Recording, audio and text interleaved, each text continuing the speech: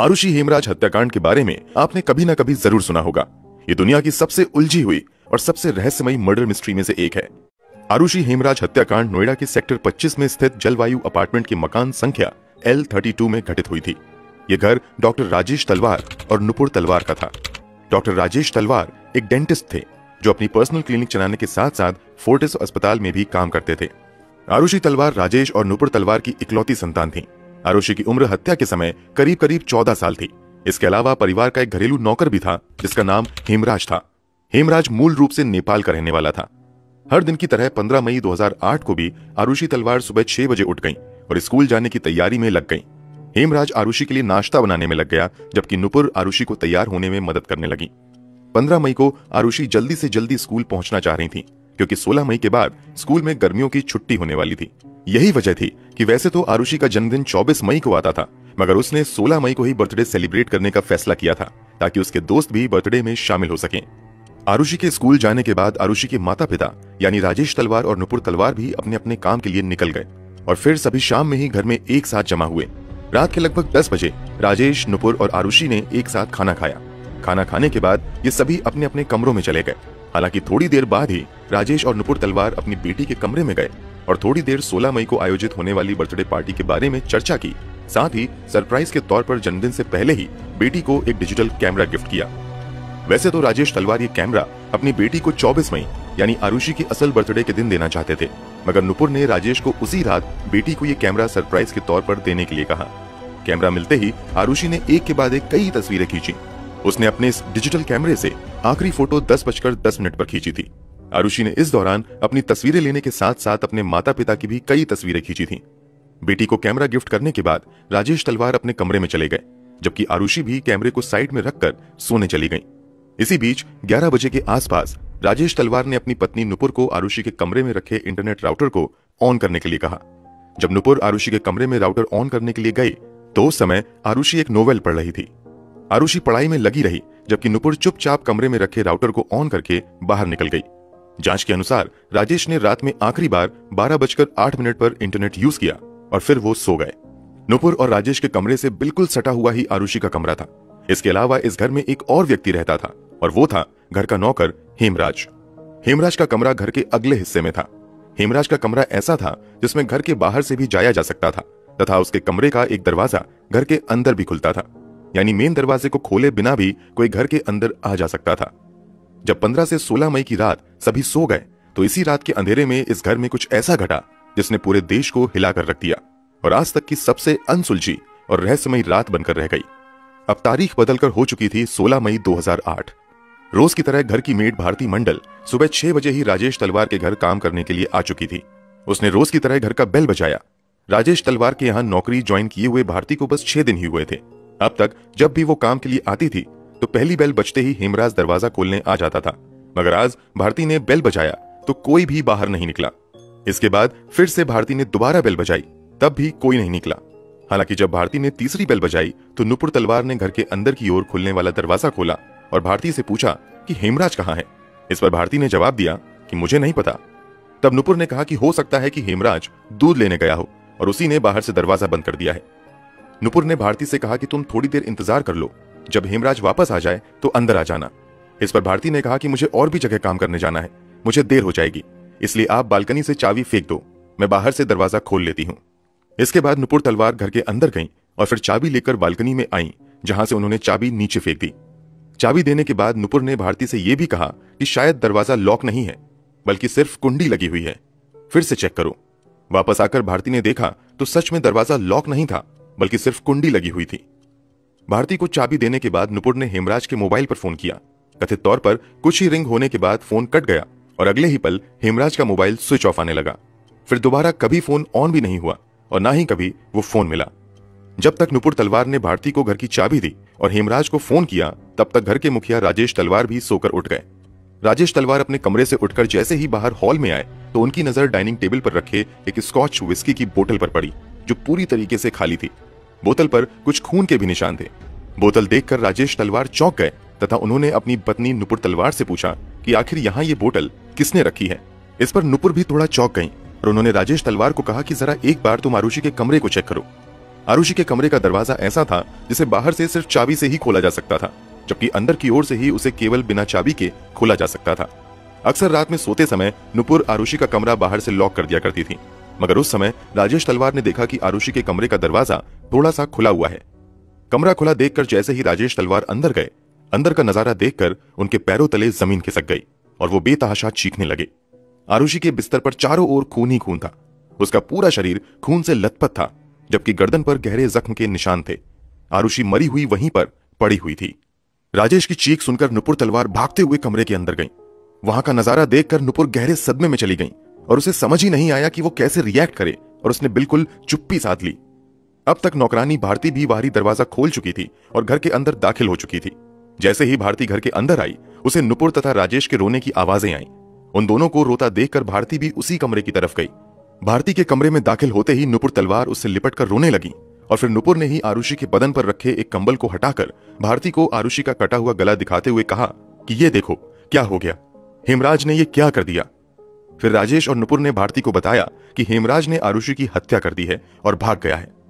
भारती ने उन दोनों को शांत कराने की कोशिश की, साथ ही उनसे पूछा क्या किसी को बुला कर ले आए। इस पर नुपुर ने पड़ोसियों को बुलाने की इजाजत दे दी। इसके बाद भारती भागते हुए घर के बाहर आई तथा उसने इसी जलवायु विहार अपार्टमेंट में रहने वाले अन्य लोगों को आरुषि की हत्या के बारे में बताया। खबर सुनकर बाकी लोग भी कमरे में जमा हो गए। इसी बीच किसी ने जलवायु विहार के सिक्योरिटी गार्ड वीरेंद्र सिंह को कहा कि पुलिस को फोन कर दो। जब पुलिस मौके पर पहुंची तो पुलिस वालों ने देखा कि लगभग 15 लोग लिविंग रूम में खड़े थे, जबकि 5 से 6 लोग राजेश तथा नुपुर तलवार के कमरे में थे, जबकि आरुषि के कमरे में कोई नहीं था। जैसे ही पुलिस वाले वहां पर पहुंचे, राजेश तलवार ने पुलिस वालों को कहा कि घर के नौकर हेमराज ने ही आरुषि की हत्या की है और वो भाग गया है। आप जितनी जल्दी हो सके हेमराज को पकड़िए।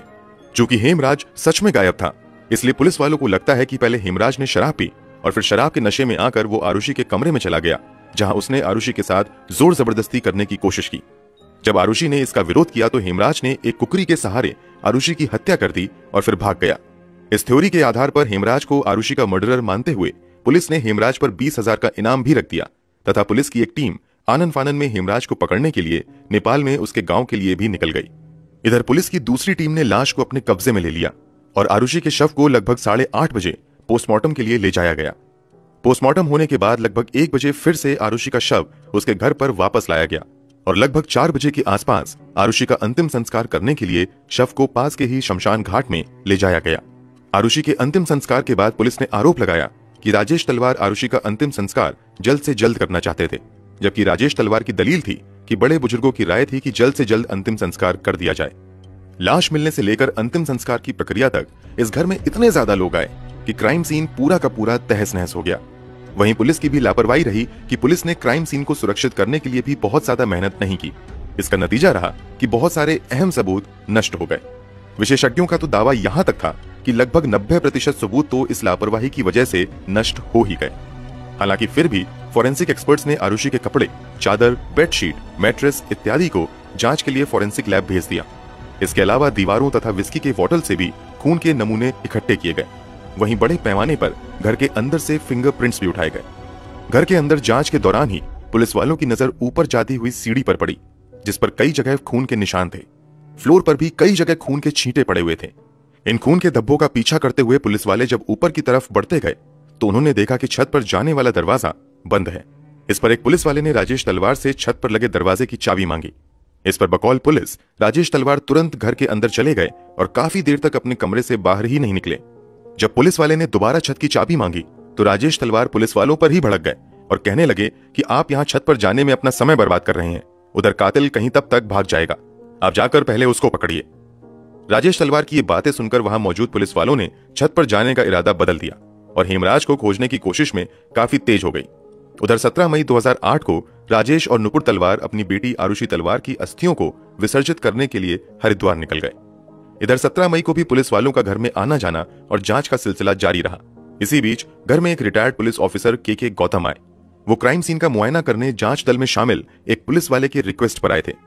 जब के गौतम ने भी छत की तरफ जाने वाली सीढ़ी पर खून के धब्बे देखे तो उन्होंने भी छत की चाबी खोजी। चाबी नहीं मिली तो अंत में लॉक तोड़ने का फैसला किया गया। इसी के बाद सुबह के लगभग 10:30 बजे छत पर जाने वाले दरवाजे का लॉक तोड़ा गया। जांच अधिकारी छत पर गए। यहां उन्होंने जो कुछ भी देखा वो देखकर हर कोई हिल गया।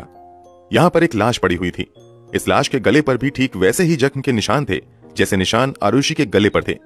लाश देखते ही पुलिस वालों ने उस समय घर में मौजूद राजेश तलवार के भाई को बुलाकर लाश की पहचान करने को कहा। इस पर वो नहीं पहचान पाए कि ये लाश किसकी है। इसी के बाद हरिद्वार के लिए निकले राजेश और नुपुर तलवार को भी फोन किया गया और जल्द से जल्द वापस आने को कहा गया। वापस आकर राजेश तलवार भी उस शव को नहीं पहचान पाए कि छत पर मरा पड़ा व्यक्ति कौन है। हालांकि पुलिस वालों ने शक जताया कि क्या ये हेमराज का शव है, तो इस पर राजेश ने कहा कि मैं पक्के तौर पर नहीं कह सकता। इसी के बाद हेमराज के कुछ दोस्तों को पहचान करने के लिए बुलाया गया और उन्होंने पहली नजर में ये कंफर्म कर दिया कि ये शव तो हेमराज का है। मतलब जिस हेमराज को अब तक आरुषि का कातिल मानकर पुलिस ढूंढ रही थी, उसकी लाश खून में डूबी हुई छत पर कोने में पड़ी हुई थी। अब पुलिस के सामने यह पता लगाने की चुनौती थी कि आखिर इन दोनों का कातिल कौन है। अब जांच कर रही पुलिस की टीम ही दो भागों में बंट गई। एक टीम ने अपनी थ्योरी के हिसाब से घर में मौजूद राजेश और नुपुर तलवार को इन दोनों का कातिल मानना शुरू कर दिया, जबकि पुलिस की एक टीम ने हेमराज के दोस्तों पर शक जताया। अपनी शुरुआती इन्वेस्टिगेशन के बाद पुलिस ने हेमराज के दोस्त विष्णु शर्मा को सस्पेक्ट मानते हुए जांच आगे बढ़ाई। पहले विष्णु शर्मा ही राजेश तलवार के यहाँ काम किया करता था, मगर जब वो छुट्टी पर चला गया तो राजेश तलवार ने हेमराज को परमानेंट जॉब पर रख लिया था। विष्णु को जॉब से निकाल दिया गया था, इसलिए पुलिस ने शक जताया कि नौकरी जाने की वजह से उसने शायद हेमराज की हत्या कर दी है और इस हत्या को होते आरुषि ने देख लिया होगा, इसलिए उसने आरुषि की भी हत्या कर दी। इसी के बाद पुलिस ने विष्णु शर्मा को हिरासत में ले लिया और पूछताछ शुरू कर दी, मगर कुछ ही जांच के बाद कंफर्म हो गया कि हत्या वाली रात तो विष्णु शर्मा भारत में नहीं बल्कि नेपाल में था। मतलब अब तक दो लोगों पर कातिल होने का शक जताया गया था, जिसमें एक का खुद कत्ल हो चुका था और दूसरा उस रात नेपाल में ही था।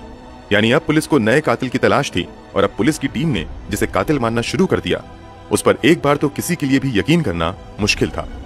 पुलिस की जांच अलग चल रही थी तो दूसरी तरफ इस केस को जबरदस्त मीडिया कवरेज मिल रही थी और दिन रात प्रिंट मीडिया से लेकर इलेक्ट्रॉनिक मीडिया तक आरुषि की ही खबरें चल रही थीं। उन खबरों में कुछ चैनल्स पर आरुषि के माता पिता पर ही शक जताया गया। बस यहीं से पुलिस को भी नया सस्पेक्ट मिल गया और पुलिस ने 23 मई 2008 को आरुषि के माता पिता राजेश और नुपुर तलवार को पहली बार पूछताछ के लिए पुलिस लाइन एरिया में बुलाया। यहां से राजेश को लोकल मजिस्ट्रेट के पास ले जाया गया, फिर वहां से उन्हें गिरफ्तार करके डासना जेल भेज दिया गया। इसी के बाद पुलिस ने आरुषि हेमराज हत्याकांड के सिलसिले में पहली बार डिटेल प्रेस कॉन्फ्रेंस की और इसमें एक ऐसा खुलासा किया या कहें कि दावा किया जिसे सुनकर हर कोई हैरान रह गया। Inspector general of police Gurudarshan Singh ने 23 मई को दावा किया कि पूछताछ में खुलासा हुआ है कि राजेश तलवार का extra marital affair Anita Durrani के साथ चल रहा था। इस बात की जानकारी आरुषि के एक दोस्त अनमोल ने आरुषि को दी थी। इस पर आरुषि अपने पिता से नाराज हो गई थी और उसने इस पर ऑब्जेक्शन किया था। पुलिस के मुताबिक पिता के एक्स्ट्रा मैरिटल अफेयर से आरुषि पर काफी बुरा असर हुआ और उसने खुद को घर में कैद कर लिया, यहां तक कि वो कथित तौर पर हेमराज के साथ सेक्सुअल रिलेशनशिप में आ गई। इसी के बाद 15 मई 2008 की रात जब राजेश तलवार सोने चले गए तब आरुषि के कमरे में हेमराज आ गया। जब दोनों संबंध बना रहे थे तभी राजेश तलवार किसी काम से कमरे से निकलकर बाहर आए तो उन्हें आरुषि का कमरा थोड़ा खुला हुआ दिखा। इस पर वो अंदर चले गए जहां उन्होंने देखा कि दोनों आपत्तिजनक स्थिति में हैं। ये देखकर राजेश तलवार को गुस्सा आ गया और उन्होंने हेमराज को मारना शुरू कर दिया और मारते हुए उसे छत पर ले गए, जहां फिर उसके सर पर किसी भारी चीज से वार किया और फिर अपने सर्जिकल ब्लेड से उसका गला काट दिया और छत के दरवाजे को बंद कर दिया। फिर राजेश तलवार नीचे आए, उन्होंने काफी अधिक मात्रा में शराब पी और फिर कमरे में जाकर अपनी बेटी की भी हत्या कर दी। ये शब्द हमारे नहीं है, बल्कि ये दावा पहली बार पुलिस की ओर से ही किया गया था। इस बयान के बाद पुलिस पर आरुषि के चरित्र हनन का आरोप लगने लगा और पुलिस की बहुत ज्यादा खिंचाई होने लगी। इसी के बाद पुलिस वालों ने अपना बयान बदलते हुए ये दावा किया कि आरुषि को अपने पिता राजेश तलवार के एक्स्ट्रा मैरिटल अफेयर के बारे में पता चल गया था तथा वो अपने पिता को ब्लैकमेल करने लगी थी, जिससे राजेश तलवार को गुस्सा आ गया और उन्होंने गुस्से में आकर अपनी बेटी की हत्या कर दी। राजेश को ऐसा करते हुए हेमराज ने देख लिया था। बस उसी गवाह को मिटाने के लिए राजेश ने हेमराज की भी हत्या कर दी। पुलिस ने आरोप लगाया कि दोनों की हत्या के बाद सबूत मिटाने में राजेश तलवार की पत्नी नुपुर तलवार ने भी अपने पति का साथ दिया। इसी के बाद जांच आगे बढ़ती रही। मामले की गर्माहट को देखते हुए केस 1 जून 2008 को सीबीआई को सौंप दिया गया। सीबीआई ने जैसे ही केस अपने हाथ में लिया, जांच का रुख ही बदल गया। शुरुआती जांच में ही सीबीआई टीम को कुछ ऐसे क्लू मिले जिससे उनका शक अब राजेश तथा नुपुर तलवार से हटकर राजेश तलवार की क्लिनिक पर काम करने वाले कृष्णा थडरई पर चला गया। दरअसल जांच पड़ताल के दौरान सीबीआई टीम को पता चलता है कि आरुषि की हत्या से ठीक 2 दिन पहले क्लिनिक पर काम करते समय कृष्णा ने कुछ गलती कर दी थी। इस पर राजेश तलवार ने कृष्णा को बुरी तरीके से डांटा था। इसी के बाद एक दिन कृष्णा ने हेमराज से कहा कि मैं राजेश को बहुत जल्द सबक सिखाऊंगा। ये बात राजेश तलवार के ड्राइवर उमेश शर्मा ने सुनी थी। इसी की गवाही के बाद पुलिस ने शक के आधार पर 7 जून 2008 को कृष्णा को हिरासत में लेते हुए पूछताछ शुरू कर दी। जैसे ही सीबीआई की टीम कृष्णा के कमरे की तलाशी लेने लगी तो वहां उन्हें एक तकिए का कवर मिला जिस पर खून के कुछ निशान थे। इसके अलावा एक कुकरी भी मिला। शक जताया गया कि इसी कुकरी से दोनों हत्या को अंजाम दिया गया होगा। इसके अलावा कमरे से एक ट्राउजर भी बरामद हुआ जिस पर खून के कुछ निशान थे। ये चीजें इस बात की ओर इशारा कर रही थी कि शायद अब असली कातिल पकड़ा गया है। इसी के बाद पुलिस ने कृष्णा का पहले पॉलीग्राफ टेस्ट करवाया, फिर 9 जून 2008 को एम्स दिल्ली में इसका साइकोलॉजिकल असेसमेंट किया गया। फिर 12 जून को कृष्णा का नार्को टेस्ट भी किया गया। नार्को टेस्ट तथा पॉलीग्राफ टेस्ट के आधार पर 13 जून 2008 को सीबीआई की टीम ने कृष्णा को गिरफ्तार कर लिया। नार्को टेस्ट के दौरान कृष्णा ने अपने दोस्त राजकुमार का नाम भी लिया था। राजकुमार राजेश तलवार के दोस्त के यहाँ घरेलू नौकर के तौर पर काम करता था। राजकुमार का नाम आते ही 23 जून को पुलिस ने राजकुमार को भी हिरासत में ले लिया और फिर उसका भी polygraph test, psychological assessment, brain mapping तथा नार्को टेस्ट किया गया और इन सभी के आधार पर राजकुमार को 27 जून को सीबीआई ने गिरफ्तार कर लिया। ये आरुषि हेमराज कत्ल में दूसरी गिरफ्तारी थी। सीबीआई ने तीसरी गिरफ्तारी 30 जून 2008 को विजय मंडल उर्फ शंभू के रूप में की। विजय मंडल आरुषि तलवार के पड़ोसी पुनीत टंडन के यहाँ काम करता था। अब तक पुलिस 3 लोगों को गिरफ्तार कर चुकी थी। ये कमाल इत्तेफाक था कि ये तीनों ही नेपाली मूल के थे और आसपास रहते हुए नोएडा में ही काम कर रहे थे। इन तीनों की गिरफ्तारी के बाद लंबी पूछताछ की जाती है और फिर सीबीआई प्रमुख अरुण कुमार की ओर से 11 जुलाई 2008 को एक प्रेस कॉन्फ्रेंस की जाती है जिसमें कई चौंकाने वाले दावे किए जाते हैं। प्रेस कॉन्फ्रेंस में अरुण कुमार दावा करते हैं कि सीबीआई को राजेश तलवार तथा नुपुर तलवार के खिलाफ एक भी ऐसा ठोस सबूत नहीं मिला है जिससे यह साबित हो कि इन्होंने हेमराज या फिर आरुषि की हत्या की हो। 20 जून 2008 को राजेश तलवार का पहला तथा 25 जून को आरुषि की मां नुपुर तलवार का दूसरा लाई डिटेक्टर टेस्ट किया गया। उसमें भी पुलिस को कोई क्लू नहीं मिला। हालांकि सीबीआई ने राजेश और नुपुर को क्लीन चिट नहीं दी थी। दूसरी तरफ सीबीआई ने यह जानकारी दी कि कृष्णा, राजकुमार और विजय मंडल ही फिलहाल प्राइम सस्पेक्ट हैं। दावा यह भी किया गया कि इन तीनों में से 2 लोगों ने आरुषि और हेमराज की हत्या की बात भी कबूल कर ली है। कृष्णा, राजकुमार और शंभू से पूछताछ के आधार पर सीबीआई के जॉइंट डायरेक्टर अरुण कुमार ने प्रेस कॉन्फ्रेंस के दौरान आरुषि और हेमराज की हत्या के कुछ संभावित कारण भी बताए।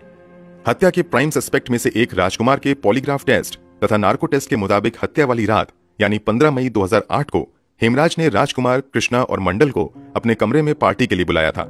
यहाँ चारों बैठकर शराब पीने लगे। यहीं पर एक बार फिर से कृष्णा ने पिछले दिनों राजेश तलवार द्वारा की गई अपनी बेइज्जती के बारे में बात की और कहा कि मैं इसका बदला राजेश तलवार से जरूर लूंगा। राजकुमार के बयान के मुताबिक जब कृष्णा राजेश तलवार के खिलाफ ये बातें कर रहा था तो ये सभी बातें आरुषि ने सुन ली। आरुषि ने लोगों से कहा कि मैं इस बारे में अपने पिता से तुम्हारी शिकायत करूंगी।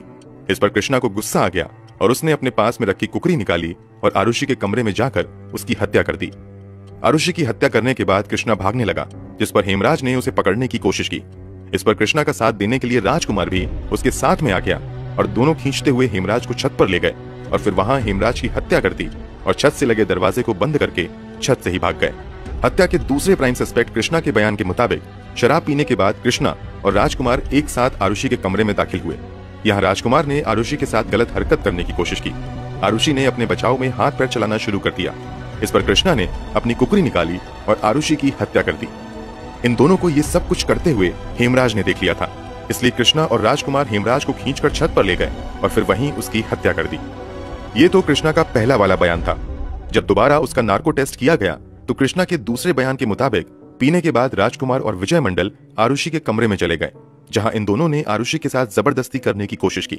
जब आरुषि ने इसका विरोध किया तो शंभू मंडल ने सीधे आरुषि के सर पर जोरदार वार किया।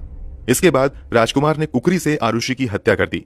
इसके बाद कृष्णा, राजकुमार और विजय मंडल तीनों मिलकर हेमराज को अपने साथ लेकर छत पर चले गए और वहां पर उसे भी मारकर भाग गए। जब तीसरी बार कृष्णा से पूछताछ की गई तो उसके खुलासे के मुताबिक सबसे पहले राजकुमार आरुषि के कमरे की तरफ बढ़ा और उसके पीछे पीछे कृष्णा और विजय मंडल भी गया। राजकुमार ने पहले आरुषि के साथ गलत हरकत करने की कोशिश की। जब आरुषि ने इसका विरोध किया तो कृष्णा ने अपने पास रखी कुकरी निकाली और आरुषि का गला रेत दिया। कृष्णा को यह सब कुछ करते हेमराज ने देख लिया और वो कहने लगा कि मैं इसके बारे में राजेश तलवार को सब कुछ बता दूंगा। इस पर हेमराज को लेकर ये तीनों छत पर चले गए, जहां पर इसकी हत्या करने के बाद वो सभी भाग गए। इसी खुलासे के बाद 12 जुलाई 2008 को राजेश को बेल मिल गई तथा उन्हें लगभग 50 दिन बाद जेल से रिहा कर दिया गया। दूसरी तरफ राजकुमार, कृष्णा और विजय मंडल के खिलाफ जांच आगे बढ़ाई गई। सीबीआई की टीम ने तीनों नौकरों को कातिल मानते हुए जांच आगे बढ़ाई। आगे की जांच में कृष्णा के मकान मालिक के जौहरी ने गवाही दी कि 15 मई की रात तो कृष्णा उनके ही घर पर था और रात में भी कई बार उन्होंने उसे घर में ही देखा। दूसरी तरफ हत्या के दूसरे प्राइम सस्पेक्ट विजय मंडल के मालिक पुलिस टंडन ने जांच कर रही टीम के सामने गवाही दी कि उन्होंने भी विजय मंडल उर्फ शंभू को 15 मई की रात अपने घर में ही देखा था और वो कहीं बाहर भी नहीं निकला था। तीसरे प्राइम सस्पेक्ट राजकुमार के एम्प्लॉयर अनीता दुर्रानी ने गवाही दी कि राजकुमार 15 मई की रात लगभग 12:30 बजे तक तो उनके घर के अंदर ही था। जलवायु विहार अपार्टमेंट में कम से कम उस रात 6 गार्ड तैनात थे। गार्ड में से किसी ने भी इस बात की पुष्टि नहीं की कि उस रात राजकुमार, कृष्णा या विजय मंडल में से कोई भी उस अपार्टमेंट में दाखिल हुआ था। इतना ही नहीं, जब जांच आगे बढ़ी तो पता चला कि इन तीनों में से किसी के भी डीएनए सैंपल राजेश तलवार के घर से बरामद की गई चीजों से मैच नहीं हुए। इतना ही नहीं, इन तीनों के फिंगरप्रिंट्स भी राजेश तलवार के घर में कहीं नहीं मिले। इसके अलावा सीबीआई की टीम ने कृष्णा के पास से जो कुकरी रिकवर की थी और उस पर खून के जो निशान होने का दावा किया गया था, वो खून इंसानों का था ही नहीं। मामला जब और आगे बढ़ा तो दावा किया गया कि सीबीआई की टीम ने जोर जबरदस्ती करते हुए इन तीनों नौकरों को आरुषि और हेमराज की हत्या करने वाली बात कबूल करने पर मजबूर किया था। नार्को टेस्ट में जो भी बातें इन तीनों ने कही थीं, कथित तौर पर वो सभी कहानी पहले इन तीनों के दिमाग में बैठाई गई थी। अभी जांच चल ही रही थी कि सितंबर 2008 में अब तक आरुषि हेमराज हत्याकांड की जांच कर रही सीबीआई टीम को हटाकर इस केस की जांच सीबीआई की नई टीम के हाथों में दे दी गई। सीबीआई की पुरानी टीम जिन तीनों को अब तक प्राइम सस्पेक्ट मानते हुए जांच कर रही थी, उन तीनों को ही सितंबर 2008 में सबूत की कमी होने की वजह से रिहा कर दिया गया। जेल से छूटने के बाद प्राइम सस्पेक्ट में से एक विजय मंडल ने दावा किया कि सीबीआई ने उन्हें दिमागी और शारीरिक तौर पर काफी टॉर्चर किया था। सीबीआई की नई टीम का गठन एसपी नीलम किशोर के नेतृत्व में किया गया तथा एडिशनल एसपी एजीएल कॉल को इन्वेस्टिगेटिंग ऑफिसर बनाया गया। सीबीआई की नई टीम ने फिर से नए सिरे से जांच करनी शुरू कर दी और पूछताछ की शुरुआत आरुषि के पोस्टमार्टम करने वाले डॉक्टरों की टीम से की। पूछताछ के दौरान डॉक्टर सुनील दोहरा तथा डॉक्टर नरेश राज ने नया खुलासा करते हुए कहा कि आरुषि के पोस्टमार्टम के दौरान उन्होंने देखा कि आरुषि के हाईमैन क्षतिग्रस्त थे तथा ऐसा लग रहा था कि आरुषि के मरने के बाद उसके प्राइवेट पार्ट्स को काफी अच्छे से साफ किया गया था। दूसरी तरफ डॉक्टर नरेश राज ने सीबीआई के सामने गवाही दी कि हेमराज के सूचे हुए प्राइवेट पार्ट इस बात की ओर इशारा कर रहे थे कि अंतिम समय में हेमराज सेक्सुअल इंटरकोर्स में शामिल था। फिर अक्टूबर 2009 में क्राइम सीन को फिर से रिक्रिएट किया गया और सीबीआई की नई टीम ने दावा किया कि आरुषि के कमरे की जो हालत लोगों ने हत्या के बाद देखी थी, दरअसल वो बनाई गई थी। यानी हत्या करने के बाद चीजों को अपने हिसाब से सही किया गया और फिर लोगों को आरुषि की हत्या की खबर दी गई। जांच में यह भी खुलासा हुआ कि जिस समय आरुषि का पोस्टमार्टम हो रहा था, उसी समय आरुषि के पिता राजेश तलवार ने अपने एक रिश्तेदार को फोन किया जिसकी पहचान एक रिटायर्ड आला पुलिस ऑफिसर से थी।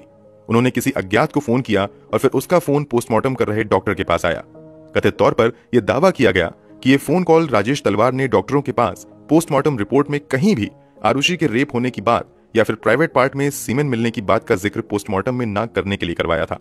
सीबीआई की नई टीम ने आरुषि तलवार के सर पर लगे चोट की एनालिसिस करते हुए ये अंदाजा लगाया कि ये चोट हो ना हो गोल्फ क्लब से की गई है, क्योंकि इंजरी एक ट्रायंगुलर शेप में था। जांच के दौरान पुलिस ने राजेश तलवार के घर से गोल्फ क्लब का पूरा सेट भी बरामद किया, जिसमें से सीबीआई की ओर से दावा किया गया था कि गोल्फ क्लब नंबर 5 से आरुषि तथा हेमराज के सर पर वार किया गया, जिससे उसकी मौत हुई। हालांकि उस गोल्फ क्लब पर किसी तरह के ब्लड के सैंपल नहीं मिले, ना ही वहां से कोई डीएनए या फिर कोई बायोलॉजिकल फ्लूइड भी बरामद किया जा सका। बाद में उन गोल्फ क्लब को कुछ विशेषज्ञों के पास भेजा गया तो उन्होंने अपनी रिपोर्ट में कहा कि वहां मौजूद सभी गोल्फ स्टिक्स में से एक स्टिक को देखकर ऐसा लग रहा था कि हाल ही में काफी अच्छे से साफ की गई हो, इसलिए उन पर से सारे सबूत भी मिट गए हैं। इसके बाद सीबीआई ने अपनी जांच आगे बढ़ाई और 18 से 19 मई के बीच 2010 में एक बार फिर से राजेश तलवार को पूछताछ के लिए बुलाया गया। सभी पूछताछ तथा लंबी जांच के बाद भी सीबीआई टीम को कोई पुख्ता सबूत नहीं मिले। इसी के आधार पर 29 दिसंबर 2010 को सीबीआई की नई टीम ने कोर्ट में इस केस को बंद करने के लिए क्लोजर रिपोर्ट फाइल कर दी। हालांकि इस रिपोर्ट में राजेश तलवार पर आरुषि और हेमराज की हत्या का शक सीबीआई ने जताया, जबकि नौकरों को रिपोर्ट में बेगुनाह बताया गया। अपनी क्लोजिंग रिपोर्ट में सीबीआई ने कहा कि इस बात के कोई सबूत नहीं मिले हैं कि हेमराज का कत्ल आरुषि के कमरे में हुआ था। हेमराज के ब्लड सैंपल भी कहीं भी आरुषि के कमरे में नहीं मिले। इसके अलावा राजेश या नुपुर के कपड़ों से भी हेमराज के सैंपल नहीं मिले। सीबीआई टीम को हत्या में इस्तेमाल किए गए हथियार भी कभी नहीं मिले। हालांकि रिपोर्ट में सीबीआई ने दावा किया कि जैसा कट आरुषि और हेमराज के गले पर था, उसे देखते हुए लग रहा था कि यह किसी प्रोफेशनल ने सर्जिकल ब्लेड से ही किया है। चूंकि डॉक्टर राजेश तलवार और नुपुर डॉक्टर थे, ऐसे में संभावना जताई गई कि उन्होंने ही सर्जिकल ब्लेड से इन दोनों का गला काटा है। राजेश और नुपुर की बेगुनाही की सबसे बड़ी वजह यह भी रही कि किचन में जो शराब की बोतल रखी थी उस पर जो फिंगरप्रिंट्स मिले और जो खून के निशान उस बोतल पर थे वो ना तो पहले के 3 प्राइम सस्पेक्ट से मैच हुए और ना ही राजेश और नुपुर के सैंपल से मैच हुआ। इसके अलावा पूरे केस में हत्या के क्लियर कट मोटिव का भी पता नहीं चल पाया। इन सभी के आधार पर सीबीआई ने कोर्ट से इस केस को बंद करने की अपील की। केस बंद करने की बात तो ठीक थी, मगर इस क्लोजिंग रिपोर्ट में राजेश तलवार पर जो उंगली उठाई गई थी उससे राजेश तलवार खुश नहीं थे और वो खुद पर की गई सीबीआई की टिप्पणी के खिलाफ कोर्ट पहुंच गए। राजेश तलवार को ये कदम कुछ हद तक उनके लिए आत्मघाती साबित हुआ, क्योंकि वो कोर्ट में बेगुनाह साबित होने गए थे, मगर वहां वो उल्टा फंस गए और एक बार फिर से केस की जांच शुरू हुई। कोर्ट ने क्लोजर रिपोर्ट को चार्जशीट में बदलकर राजेश और नुपुर तलवार पर ही मामला दर्ज करते हुए फिर से जांच करने का आदेश दिया। कोर्ट का मानना था कि राजेश और नुपुर तलवार पर मामला दर्ज करने के लिए पर्याप्त सबूत हैं। अब इस नई जांच के बाद सीबीआई के एडिशनल एसपी एजीएल कौल ने आरुषि हेमराज हत्या की नई थ्योरी पेश की। सीबीआई के मुताबिक 15 से 16 मई की रात राजेश तलवार जब अपने कमरे में सो रहे थे तो उन्हें कुछ आवाज सुनाई दी। आवाज सुनकर वो अपने कमरे से बाहर आए और हेमराज के कमरे की तरफ गए। वहां उन्होंने देखा कि कमरे में कोई नहीं है। फिर उन्होंने ध्यान दिया तो उन्हें एहसास हुआ कि आवाज तो आरुषि के कमरे से आ रही है। इसी के बाद उन्होंने हेमराज के कमरे में रखे एक गोल्फ स्टिक को अपने हाथ में लिया और दौड़ते हुए आरुषि के कमरे में पहुंचे। यहां उन्होंने देखा कि आरुषि और हेमराज एक साथ बिस्तर पर हैं। सीबीआई ने इसे ऑब्जेक्शनेबल पोजीशन के तौर पर डिस्क्राइब किया है। हेमराज और आरुषि को इस हालत में देखकर राजेश तलवार बहुत ज्यादा गुस्से में आ गए और उन्होंने पूरी ताकत से वो गोल्फ स्टिक हेमराज के सर पर दे मारा। पहली बार लगते ही हेमराज लड़खड़ा गया। अगले ही पल जब राजेश तलवार ने दूसरी बार गोल्फ स्टिक चलाई तब तक हेमराज वहां से नीचे गिर गया और वो स्टिक गलती से आरुषि के सर पर जा लगी। क्योंकि दोनों के ही सर पर काफी तेज वार किया गया था, इसलिए चोट लगते ही दोनों की जान चली गई। इस हो हल्ले के बीच बगल के कमरे में सो रही नुपुर तलवार भी जग गई और वो भी कमरे से निकलकर भागती हुई आरुषि के कमरे में आई। यहां उन्होंने देखा कि आरुषि और हेमराज मर गए हैं। यहां पर नुपुर तलवार के पास कोई ऑप्शन नहीं था, इसलिए उन्होंने अब पति के साथ मिलकर पहले हेमराज के शव को एक चादर में लपेटा और ले जाकर छत पर रख दिया। यहीं पर हेमराज के गले को सर्जिकल ब्लेड से काट दिया और छत के दरवाजे को लॉक कर दिया। इसके बाद फिर वो नीचे आए जहां उन्होंने आरुषि के गले को भी काट दिया और फिर कथित तौर पर आरुषि की मां नुपुर ने आरुषि के प्राइवेट पार्ट्स को अच्छे से साफ किया, कपड़े ठीक किए और फिर राजेश ने आरुषि के गले को भी काट दिया ताकि इसे हत्या का रूप दिया जा सके। इसके बाद राजेश और नुपुर ने मिलकर खून के निशान को वहां से मिटाना शुरू कर दिया। साथ ही हत्या में इस्तेमाल किए गए गोल्फ स्टिक को भी छुपाया और सभी संभावित सबूत को वहां से हटा दिया। इसके बाद फिर राजेश तलवार अपने कमरे से बाहर निकल कर आए और घर में दाखिल होने वाले दरवाजे को बाहर से लॉक कर दिया और वहां से हेमराज के कमरे से होते हुए फिर से घर के अंदर चले गए ताकि सुबह यह बताया जा सके कि किसी ने बाहर से दरवाजा लॉक कर दिया है। इसके बाद राजेश तलवार ने घर में रखी स्कॉच विस्की पी और सुबह होने का इंतजार करने लगे। फिर सुबह हुई, घर में मेड आई और यहीं से सब कुछ प्लान के मुताबिक आगे बढ़ता चला गया। सीबीआई की इस नई थ्योरी और पेश किए गए सर्कमस्टेंशियल सबूत को कोर्ट ने सही मानते हुए 25 नवंबर 2013 को राजेश और नुपुर तलवार को आरुषि तथा हेमराज की हत्या का दोषी करार दिया। इसके अलावा इन दोनों को सबूत से छेड़छाड़ करने, जांच को गलत दिशा में ले जाने तथा गलत एफआईआर दर्ज करवाने का भी दोषी पाया गया। दोषी करार दिए जाने के बाद 26 नवंबर 2013 को आरुषि और हेमराज की हत्या के जुर्म में राजेश तलवार और उनकी पत्नी नुपुर तलवार को कोर्ट की ओर से उम्र कैद की सजा सुनाई गई। कुछ महीने जेल में गुजारने के बाद जनवरी 2014 में राजेश और नुपुर तलवार ने निचली अदालत के फैसले के खिलाफ इलाहाबाद हाईकोर्ट में अपील कर दी। 12 अक्टूबर 2017 को इलाहाबाद हाईकोर्ट ने निचली अदालत के फैसले को पलटते हुए राजेश और नुपुर तलवार को आरुषि और हेमराज की हत्या के आरोप से मुक्त करते हुए जेल से रिहा कर दिया। इलाहाबाद हाईकोर्ट ने सीबीआई को फटकार लगाते हुए कहा कि सीबीआई सही तरीके से जांच करने में असफल रही तथा केवल अपने द्वारा गढ़ी गई थ्योरी के आधार पर राजेश और नुपुर तलवार को दोषी करार दे दिया। इलाहाबाद हाईकोर्ट के फैसले के बाद राजेश और नुपुर तलवार जेल से बाहर आ गए। वैसे 8 मार्च 2018 को इलाहाबाद हाईकोर्ट के फैसले को सीबीआई ने सुप्रीम कोर्ट में चुनौती दी है। 10 अगस्त 2018 को सुप्रीम कोर्ट ने इस केस की सुनवाई के लिए मंजूरी दे दी और मामला अब सुप्रीम कोर्ट में विचाराधीन है। अब आरुषि तलवार के पिता राजेश तलवार तथा मां नुपुर तलवार इस केस में पीड़ित हैं या फिर गवाह हैं या फिर हत्यारे हैं, वो तो समय ही बताएगा।